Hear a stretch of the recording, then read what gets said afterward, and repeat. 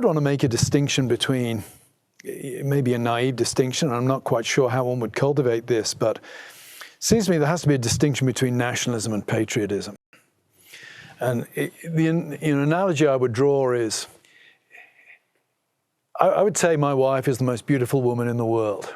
My wife is. Yeah, but in saying that, I'm not insulting your wife and I'm not insulting your wife. And you both know that, because you know what I'm saying.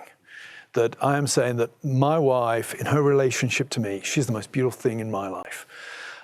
If I was saying my wife is the most beautiful woman in the world, and meaning it in an absolute sense, that your wife are not as beautiful as my wife, then that's an insult.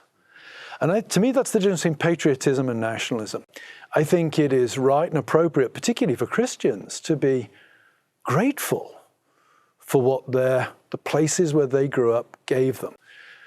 But in being grateful for England, it doesn't make me ungrateful for America. It doesn't make me sneer at other nations. And I think that's the danger which I see with nationalism, that it becomes an excuse for a kind of chauvinism that really is a way of looking down on other nations, other ethnicities, other identities, and that's a problem. And I think that's where, particularly for a Christian, it becomes unacceptable.